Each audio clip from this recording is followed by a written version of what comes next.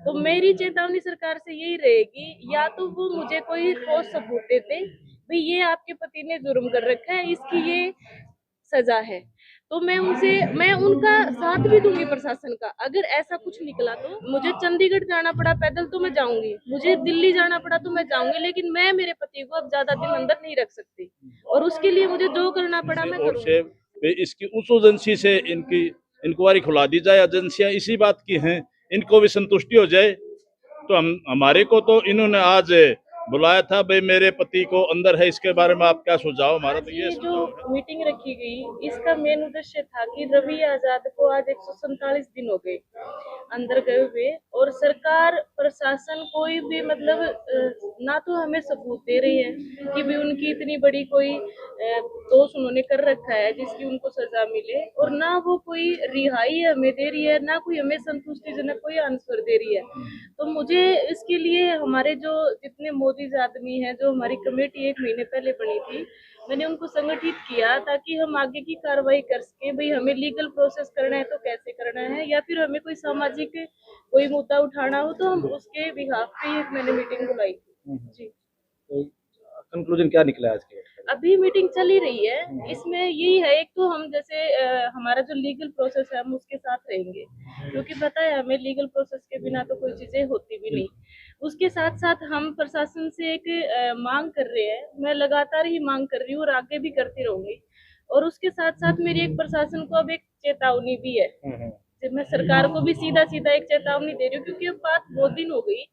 अगर उनका कोई वो दोष होता ना, तो फिर मैं कुछ दिन तक वेट भी कर सकती थी, या फिर मैं खुद बोल रही हूँ कि भी उनको अगर उन्होंने गलत किया है तो उनको फांसी दे दो, अगर नहीं किया तो फिर उनको रिहा क्यों नहीं कर रही सरकार।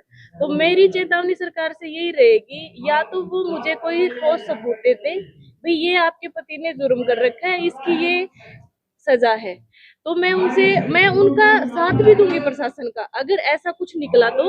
लेकिन अगर प्रशासन का दोष होता, रवि का दोष नहीं होता, तो फिर मेरी प्रशासन से एक गुहार भी है, एक चेतावनी है कि मैं पैदल मार्च तक करूंगी।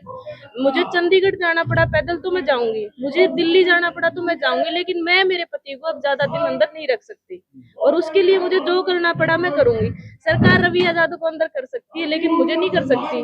मैं खुद रवि आजाद बन के सरकार के सामने खड़ी हूँ, और उनको जवाब देना भी पड़ेगा जी। Thank you. प्रधान जी, आपने मीटिंग रखी है, पिछले 147 दिन से परेशानी झेल रही है मंजू जी।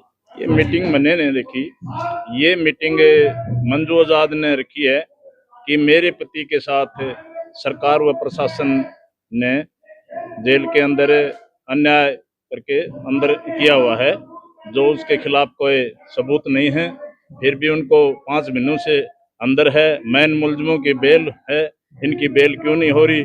और इन्होंने एक अपील की हुई है, भाई मेरे पति के साथ गलत हुआ है, इसकी उच्च एजेंसी से जांच की जाए। तो मैं भी इस जांच के संबंध में हूं।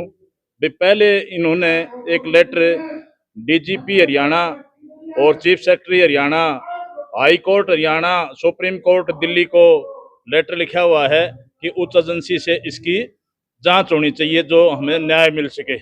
इनको भिवानी प्रशासन से, इनसे न्याय की वो नहीं है। तो ये मेरा भी सुझाव है प्रशासन से और से, इसकी उस एजेंसी से इनकी इंक्वायरी खुला दी जाए। एजेंसियां इसी बात की हैं, इनको भी संतुष्टि हो जाए। तो हम हमारे को तो इन्होंने आज बुलाया था, भाई मेरे पति को अंदर है, इसके बारे में आप क्या सुझाव। हमारा तो ये सुझाव है, उसकी बेल हो जानी चाहिए, उसको न्याय मिलना चाहिए, हमारा तो ये सुझाव है। Thank you.